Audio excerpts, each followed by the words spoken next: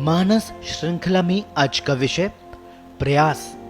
हमारा दर्शन कर्म पर आधारित है। कर्म का अर्थ है प्रयास, गतिशीलता, सक्रियता, चेष्टा आदि। इसी पर हमारा भविष्य टिका है। इसी से हम अपने भाग्य का निर्माण करते हैं। इसी कर्म के फल भोगने को हमें मनुष्य शरीर मिला है। जीवन का लक्ष्य है पुरुषार्थ, धर्म, अर्थ, काम और मोक्ष। यही कर्म का स्वरूप है। इसी में ज्ञान निहित है, इसी में दर्शन। ये दोनों हमारे प्रयासों में सहायक होते हैं, दिशा निर्धारण करते हैं। किंतु कर्म का अंतिम लक्ष्य है मोक्ष, अर्थात कर्म से ही बाहर निकल जाना। जब तक फल प्राप्त नहीं हो जाता, हमारा कर्म जारी रहता है। फल आने का काल निश्चित नहीं होता, हमारे हाथ में भी नहीं होता। इस बीच हम भी बदलते जाते हैं। हमारे प्रयास भी घटते बढ़ते रहते हैं।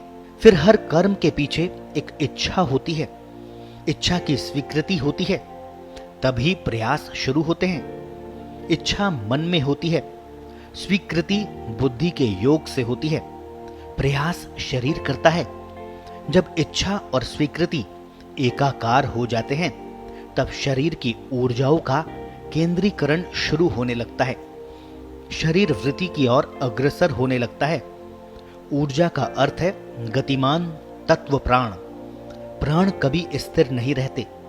आप एक दिशा में रोकने का प्रयास करो, तब ये दूसरी दिशा पकड़ लेते हैं। क्रिया का अर्थ है प्राणों की बाहर की ओर गति। यदि आप क्रिया को रोक दें, तब प्राणों की गति भीतर होने लग जाएगी। घृणा की वृत्ति प्रेम में बदल जाएगी। रोते रोते हंसने लग जाएंगे, जैसा कि फिल्म देखते समय अक्सर होता है। अतः कर्म में प्रयास अत्यंत महत्वपूर्ण होता है। कभी कभी प्रयास रोकना भी पड़ता है। शरीर को शिथिल करना है, उसका प्रयास करना निषेध है। मन को, विचारों को शांत करना है, प्रयास निषेध है। प्रयास का अर्थ है कि स्वयं प्रयास भी क्रिया बनी रहेगी। हम निष्क्रिय होने का मार्ग ढूंढ रहे हैं। प्रयास तो सक्रियता का मार्ग है। इसी प्रकार ध्यान में भी भीतर की ओर गति वांछित है। बाहरी गतिशीलता को पूर्ण रूप से रोकना पड़ता है। सारा कार्य भाव के आधार पर होता है, फिर भाव शून्यता पर। इसीलिए ध्यान कभी अभ्यास से नहीं आता। इसे तो होना होता है, घटित होता है। शरीर को साधने के प्रयास हो सकते हैं, प्राणों को साधने के प्रयास हो सकते हैं, मन को भी साधा जा सकता है। ध्यान मन के पार जाने की स्थिति है। अतः ये प्रयासों से संभव नहीं है। यहां तो श्रद्धा, समर्पण के साथ प्रकृति से एकाकार होना होता है। स्वयं को अनावृत करना होता है, देखना होता है, करना नहीं होता। एक बात तो यह भी है कि ध्यान केवल वर्तमान में ही संभव है। मन वर्तमान में रहता ही नहीं। वहां या तो अतीत है या फिर भविष्य। आंख देखती है, छवि मन तक पहुंचती है, तब तक वर्तमान का क्षण अतीत बन चुका होता है। सभी इंद्रियां मन से जुड़ी है। वर्तमान तो क्षण का ही नाम है। प्रयास अपने आप में स्वतंत्र विधि नहीं है। प्रयास तो ऊर्जा की दिशा पर निर्भर करता है। ऊर्जा की दिशा भाव या नियत के आधार पर तय होती है।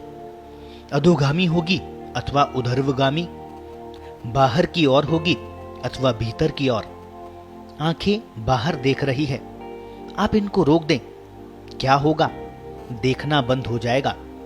विचारों का सिलसिला शुरू हो जाएगा। कुछ प्रयास करें तो आंखें भीतर देखने लगेंगी। विचार बंद नहीं होंगे। मन साथ जुड़ा है, इसलिए मन को अलग करने के लिए ही त्राटक का प्रयोग कराया जाता है। त्राटक विचार मुक्त करता है। आंखें मूंदकर अंधकार में किया गया त्राटक मन के पार ले जाने में सफल होता है। प्रयास रुक जाता है।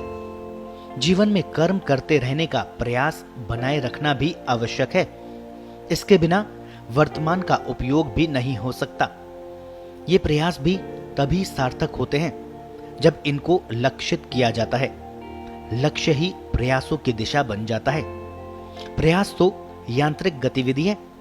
इसमें कुछ प्रयास स्वयं प्रकृति ही कराती है, कर्म फल के अनुरूप।